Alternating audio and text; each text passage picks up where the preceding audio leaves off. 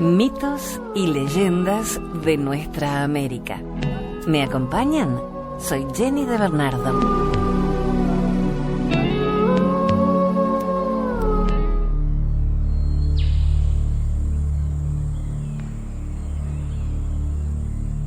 Los calchaquíes pertenecieron al grupo de los diaguitas, grupo étnico que habitó en valles y quebradas del noroeste de Argentina. La cultura diaguita fue la que desarrolló la cultura indígena más compleja. El arte diaguita relumbró en la cerámica y la metalurgia. Antes de la dominación española, hacia 1480, durante el reinado del inca Tupac Yupanqui, el hijo de Pachacútec, los incas se adentraron en territorio argentino. Esto explica los elementos incaicos que influyen en esta leyenda. El cardenal es un pájaro de tamaño mediano y de agradable aspecto que nidifica en los montes.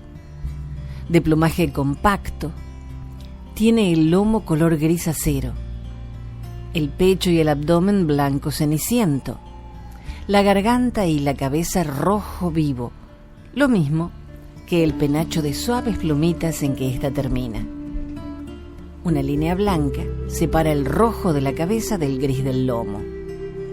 Las alas son estrechas y puntiagudas y la cola larga y cuadrada. Movedizo, ágil, vivaz, es muy cantor. Su canto en forma de gorjeos o silbidos es fuerte y muy agradable, y se asemeja a los sonidos que brotan de una flauta. El nido, de paja, plumas y cerda, muy liviano, lo construye en los árboles y arbustos. Los guaraníes lo llaman acapitá, cabeza roja. En la leyenda calchaquí, el cardenal surgirá como metamorfosis de una pareja humana desventurada. Esta leyenda fue extraída de Antología Folclórica Argentina, del Consejo Nacional de Educación, año 1940.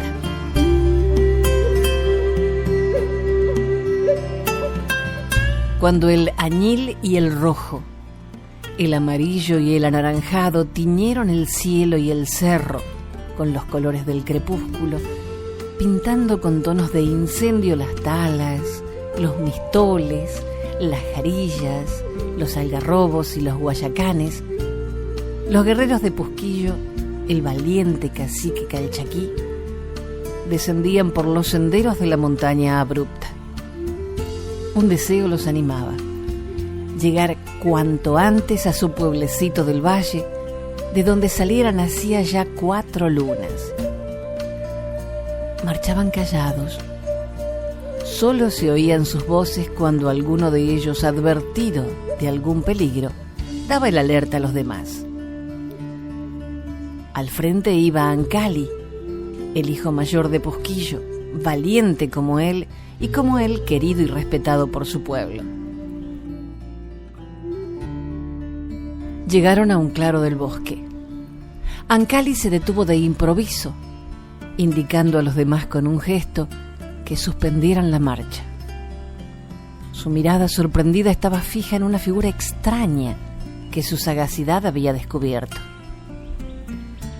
Se acercó a ella con toda precaución, temiendo que se desvaneciera, y pudo comprobar que era real. Una hermosa joven, recostada contra un corpulento pacará, dormía plácidamente. Un rayo de luna iluminaba su rostro pálido y arrancaba destellos de plata de la túnica con que cubría su esbelto cuerpo. Rumores de admiración de sus compañeros escuchó Ancali. Se acercó sigiloso para no despertar a la niña, y cuando se hallaba cerca no pudo reprimir su entusiasmo. ¡Ay! Exclamó muy bajo. Como el conjuro de una orden misteriosa despertó la joven, y al verse rodeada por desconocidos, los miró azorada. Se levantó con presteza y su mirada sorprendida se fijó en Ancali. Alto, fornido, de rostro recio y expresión cordial, que en ese momento con voz afable le preguntaba: ¿quién eres? ¿Y qué haces en los dominios de Posquillo? Soy Vilca, hija de Chasca y de Mamaquilla. Mi madre me envía a la tierra para que siembre bondad entre los hombres, respondió la niña con voz dulce y expresión humilde. Era tanta su belleza, tanta sumisión había en el tono y tanta ternura en las palabras, que Ancali se sintió atraído por la desconocida. Siguiendo un impulso generoso, le ofreció: ven a la tribu de mi padre donde serás bien recibida. Ven con nosotros. Un rayo de luna dio de lleno en el rostro de Vilca. Ella entonces, creyendo ver en el hecho una demostración de la conformidad de Mamaquilla, su madre, aceptó agradecida. Se unió a los guerreros y al frente del grupo, al lado de Ancali, marchó por el sendero del bosque entre lianas y plantas trepadoras que caían desde las ramas de los árboles formando cascadas de verdura. A la mañana siguiente, Ancali y sus guerreros, junto con Vilca, arribaron a las tolderías de la tribu. Ancali y sus compañeros se fueron recibidos con alborozo. Los cazadores se despojaron de armas y flechas, entregando a sus familiares el producto de tantos días dedicados a la caza: venados, guanacos, suris, plumas vistosas de raro colorido, pieles de jaguar. Vilca, mientras tanto, permanecía ignorada. Nadie había reparado en ella. Junto a un arrayán florecido era muda espectadora de la escena que se desarrollaba ante sus ojos. De improviso, a su lado, oyó una voz que le preguntaba: ¿quién es la Emilia que con asombro asiste a la llegada de nuestros cazadores? Dióse vuelta a la niña y vio junto a ella a un hombre de cierta edad, de tez cobriza, cabello lacio y mirada penetrante. Llevaba en su cabeza una toca redonda que caía hacia la espalda en un pliegue en forma triangular. Era la tanga usada por los hechiceros. Segura por este hecho de que se hallaba ante uno de ellos, iba a responderle cuando oyó al desconocido que, al tiempo que clavaba su vista penetrante en ella, sonriendo volvía a preguntarle: ¿quién eres, extranjera? ¿De dónde vienes? Soy Vilca, respondió. Soy la hija de Quilla y de su reinado vengo. ¿Cómo llegaste hasta los dominios del gran cacique Posquillo?, inquirió curioso el hombre. Los cazadores me encontraron en el bosque y con ellos he venido.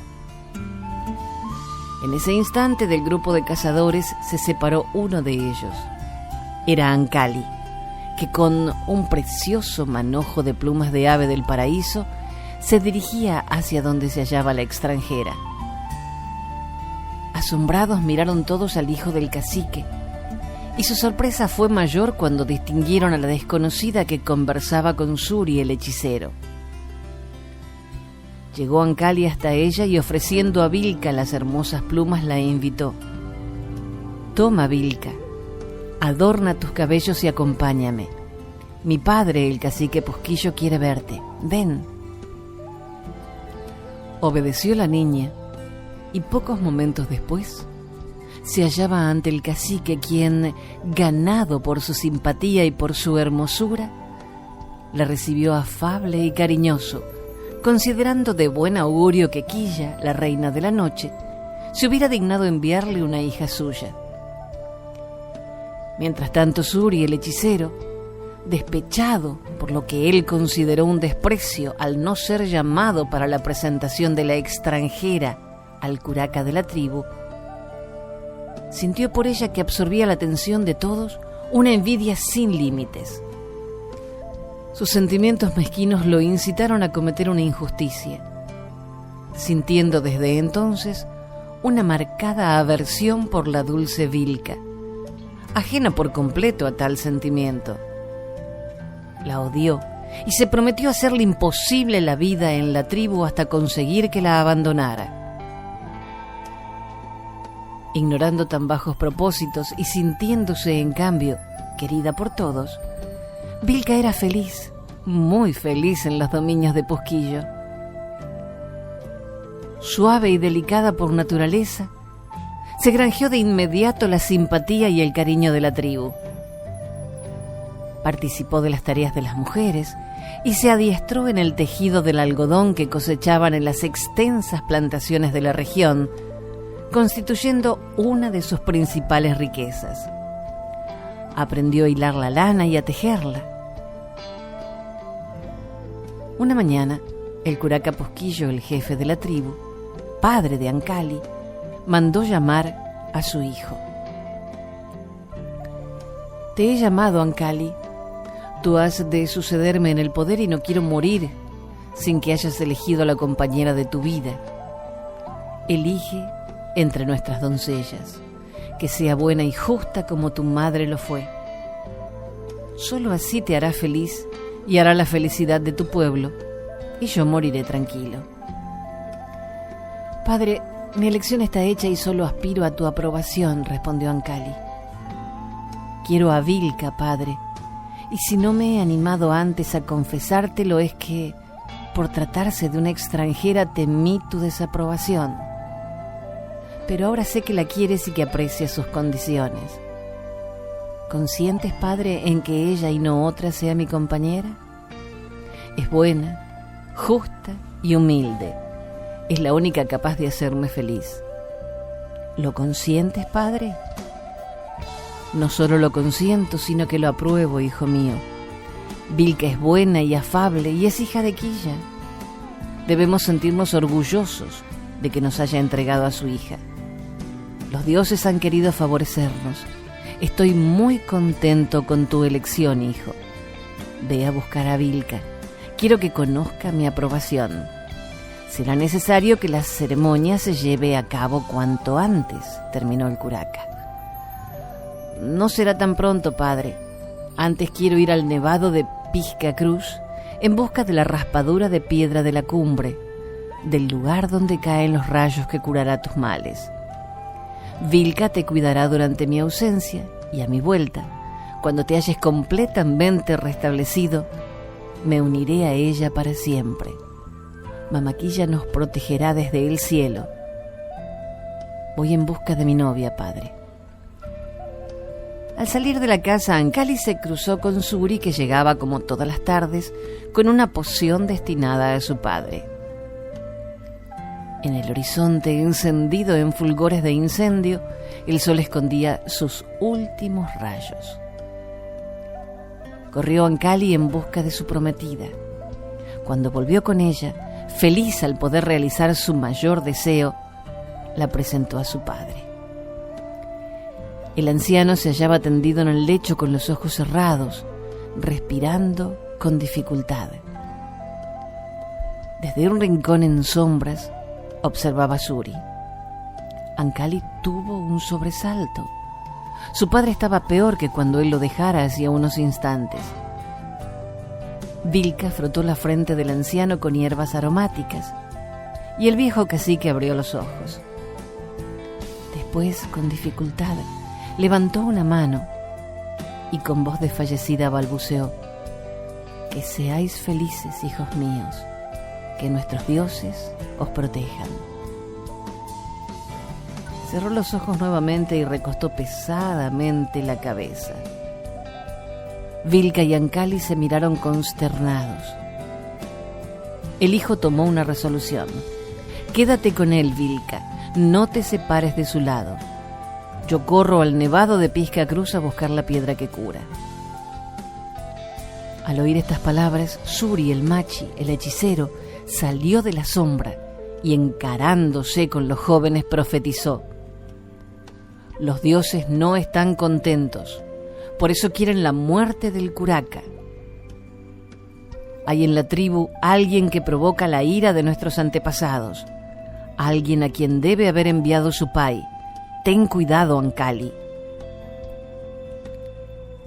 Con paso mesurado y una significativa mirada cargada de odio dirigida a Vilca salió el hechicero. ¿Qué ha querido decir el machi Ancali? ¿Por qué me miró con encono? ¿Por qué sospecha que soy enviada de su pai? Nada puedo explicarme, repuso consternado el joven. Pero en cambio desconfío. Desconfío de Suri. Sus pócimas empeoran a mi padre. Creo que en lugar de buscar la salvación de su vida, trata de darle muerte. Y mi padre, en cambio, confía en él. ¿Con qué fe sigue sus consejos y toma los brebajes preparados por él? Yo, por mi parte, he creído comprender que Suri nos odia. ¿Pero por qué? Terminó ansioso. Ancali, escucha. Nunca quise hablarte de esto porque no hallé razón para hacerlo. Pero ahora es necesario que sepas. A quien odia el machi es a mí. Me lo dijo hace tiempo para convencerme de que abandonara la tribu y me amenazó con males irreparables de los que habría de sentirme culpable. No lo creí. Sin duda ha llevado la venganza contra tu padre por haberme admitido en tus dominios. ¿Cómo es posible?, le interrumpió Ancali indignado. ¿Qué razón puede tener? Supone que yo, hija de Quilla, poseo facultades superiores a las suyas y desea arrojarme de aquí. Él no ve con buenos ojos nuestro matrimonio. Cree que es la oportunidad que busco para ejercer luego mis poderes contra él y quiere vengarse en ti para que me arrojes de tu lado. No permitas que continúe atendiendo al cacique. Tú confirmas mis sospechas. No abandones a mi padre mientras dure mi ausencia. Correré tan rápido como el venado y dentro de 2 días, cuando Inti, el sol, envíe sus rayos más cálidos a la tierra, estaré de vuelta con la piedra milagrosa que salvará a mi padre. Se despidió Ancali y desde ese momento Vilca no se separó del anciano curaca. Este, agobiado por la fiebre, yacía inconsciente, mientras de sus labios brotaban palabras entrecortadas pronunciadas en el delirio. La noche fue terrible. Entre estertores y gemidos pasó el enfermo sus horas. Vilca, con el cariño y la suavidad que le eran propios, cubría la frente ardorosa con hierbas aromáticas. Un rayo de luna penetraba por la abertura de la entrada. A la madrugada, creyeron que el enfermo reaccionaba. Su lucidez era completa y aunque se expresaba con dificultad, sus ideas eran claras. Llamó a la futura esposa de su hijo para decirle: Vilca, hija, ya puedo llamarte así porque te considero hija mía. Voy a morir, lo presiento. Nuestros antepasados me llaman a su lado y mi hora llega. Haz feliz a Ancali y dile, cuando llegue, que espero que su gobierno sea justo, que no descanse hasta lograr la mayor felicidad y el completo bienestar de su pueblo. Ahora, hija mía, llama a Ayanta. Es el más adicto de mis guerreros. Quiero morir mirando el cielo. Quiero que me lleven bajo los árboles. Los deseos de Pusquillo se cumplieron. Entre varios fornidos guerreros, lo transportaron fuera, colocándolo bajo la sombra de un añoso y corpulento chañar, cuyas flores amarillas caían como una lluvia de oro sobre el cuerpo del cacique. Rodearon el lecho del enfermo con flechas clavadas en el suelo para evitar que la muerte pasara. Luego el machi, presidiendo la ceremonia para rogar por la salud del curaca, invocó a Yastai diciendo con voz monótona y dolorida: Yastago, abuelo viejo, perdone si le han hecho mal, padrecito viejo, cosilla. De inmediato, con tutusca y maíz, amasaron una figura de guanaco, lo bañaron en chicha y lo cubrieron con hojas de coca.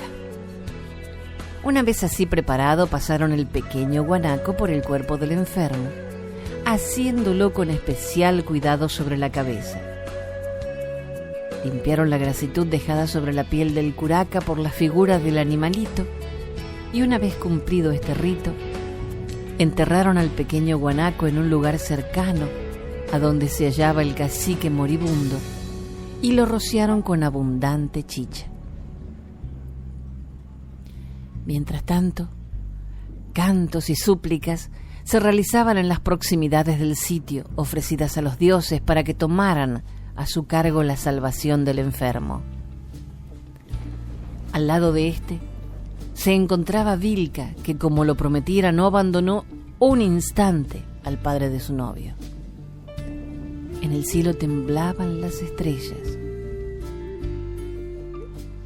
La respiración del viejo curaca era penosa y entrecortada.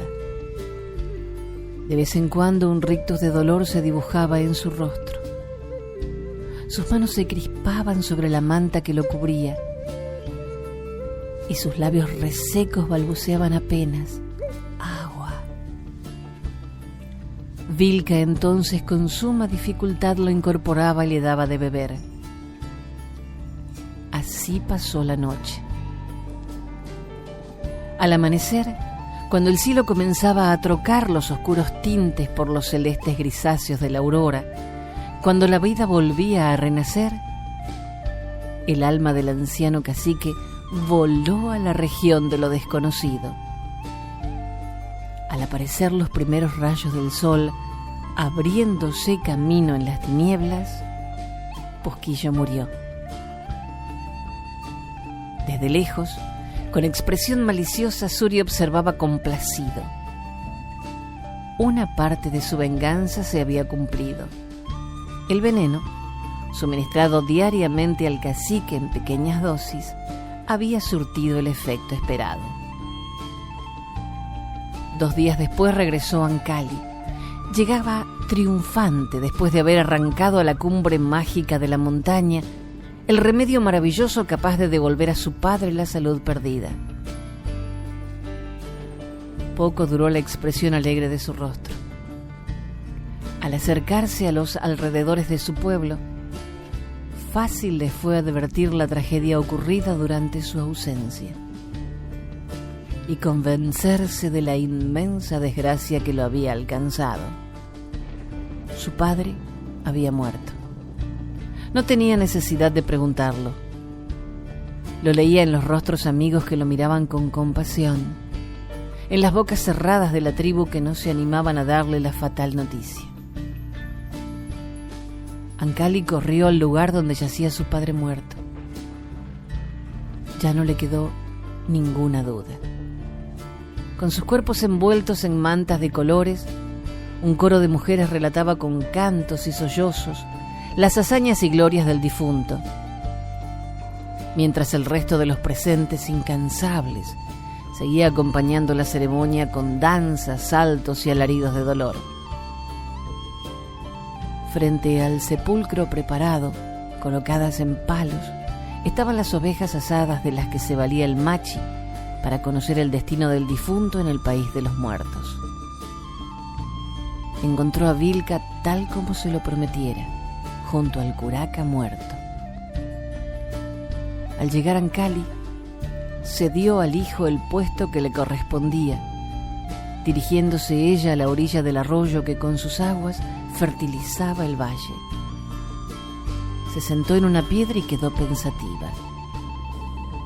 De su abstracción la sacó una voz conocida y repulsiva que le decía: ¿has venido a gozar de tu obra? ¿Tienes ya proyectos para el futuro? Era Suri, que con todo su cinismo acusaba a la inocente Vilca de la muerte de Posquillo. ¿Mi obra, has dicho?, preguntó a su vez iracunda la doncella. Tu obra, sí. En una oportunidad te dije que si no abandonabas la tribu, la desgracia caería sobre los que te quisieran.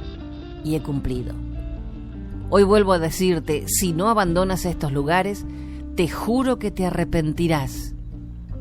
Y cuando lo hagas, será tarde. Nada podrás en contra mío.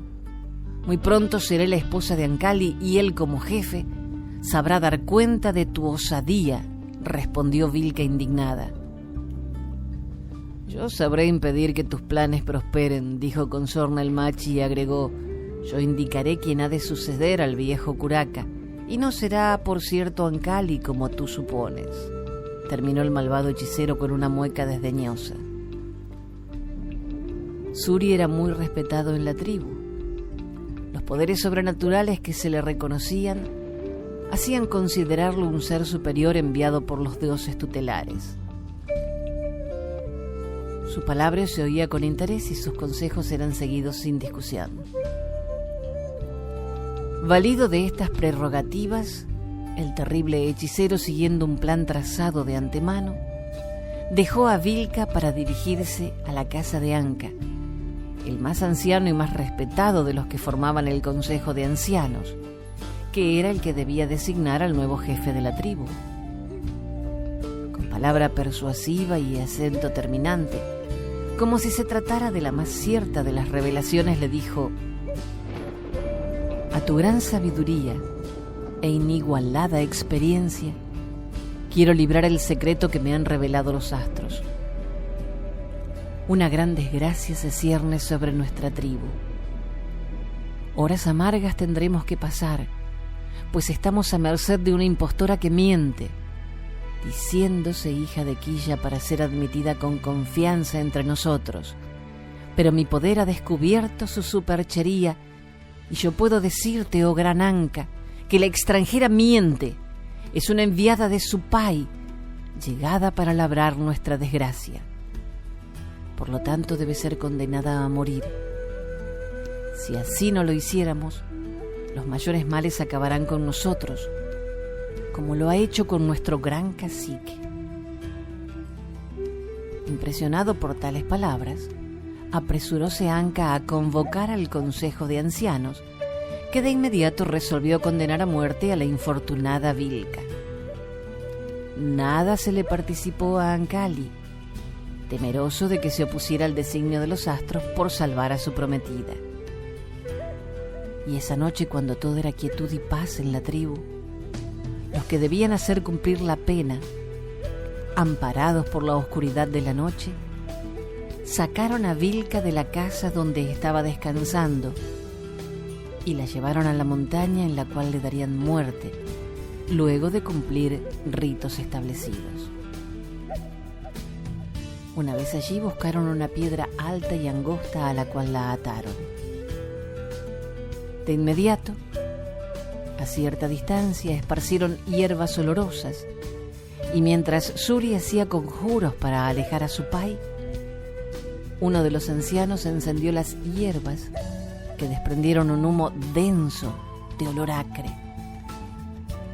La infeliz Vilca gritaba su inocencia y lanzaba desesperados llamados a su prometido, a quien pedía socorro. La luna, desde el cielo, era mudo testigo de esta escena desgarradora. Suri, por el contrario, se sentía muy feliz. Todo sucedía de acuerdo a sus más íntimos deseos y a sus bien trazados planes. Por fin iba a lograr la desaparición de la intrusa. Sin embargo, no contaba el malvado hechicero con el cariño y el respeto que sentían por Ancali sus subordinados. Uno de ellos, joven, audaz y valiente, era Huasca. Volvía de acompañar hasta el límite de los dominios de Pusquillo al cacique de una tribu vecina, venido para asistir a las ceremonias fúnebres del difunto curaca. Al pasar cerca del lugar señalado para el sacrificio de Vilca, Huasca, favorecido por la luna que continuaba iluminando la escena, notó que algo insólito sucedía. Los angustiosos gritos de la doncella atrajeron su atención. Se acercó cauteloso tratando de no ser visto y observó. Reconoció a Vilca y al oír que se repetían sus desesperados llamados a Ancali, abandonó el lugar corriendo a avisar a su jefe. Pronto estuvo ante él poniéndolo al tanto de lo que sucedía. De inmediato partió Ancali al frente de varios guerreros que no lo abandonaban nunca. Cuando llegó al lugar del sacrificio, los conjuros y las ceremonias continuaban. Vilca desfalleciente, la cabeza caída sobre el pecho, lloraba su infortunio. Corrió Ancali a librarla de las ligaduras, y cuando ya la creyó salvada, una lluvia de flechas partió del grupo de verdugos de la hermosa y dulce Vilca. Decididos respondieron al ataque los jóvenes guerreros de Ancali, y cuando descontaban la victoria, un grito angustioso de éste les indicó que su jefe había sido alcanzado por alguna flecha enemiga. Así era en efecto.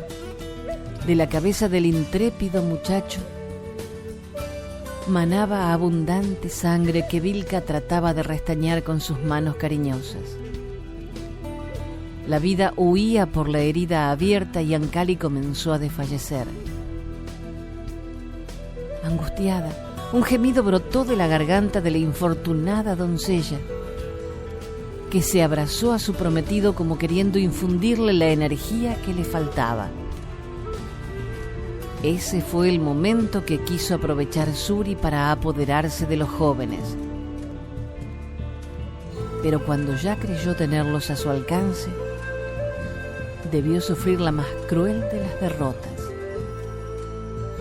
Los cuerpos de Vilca y de Ancali se achicaron y perdieron su forma humana, tomando en cambio la de dos hermosos pajaritos grises, cuyas cabecitas blancas estaban adornadas con un llamativo penacho rojo, tan rojo como la sangre que emanara de la herida que la flecha traicionera causó a Ancali. Aún así Suri quiso tomarlos, pero las dos avecillas, abriendo las alas, echaron a volar hasta posarse muy juntas en las ramas de un tarco, para entonar desde allí una melodía muy dulce. Conjunción de amor y libertad que pobló los aires con armonías de cristal. No desesperó el malvado Suri y, tomando el arco y las flechas, arrojó una a las avecillas. Pero la flecha arrojada se volvió contra el hechicero, incrustándose en su corazón y terminando con un ser tan perverso que solo causó males entre los que le rodearon. Mientras, desde las ramas del tarco en flor, llegaba el canto alegre de las nuevas avecillas.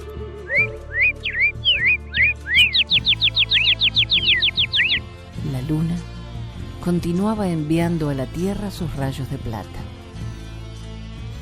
En esta forma, dicen los calchaquíes, nacieron los cardenales, que así acrecentaron el número de las aves que regalan nuestra vista y deleitan nuestros oídos con las más exquisitas melodías.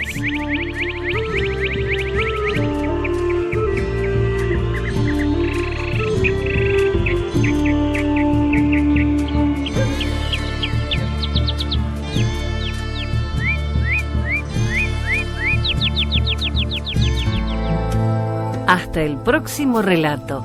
Soy Jenny de Bernardo.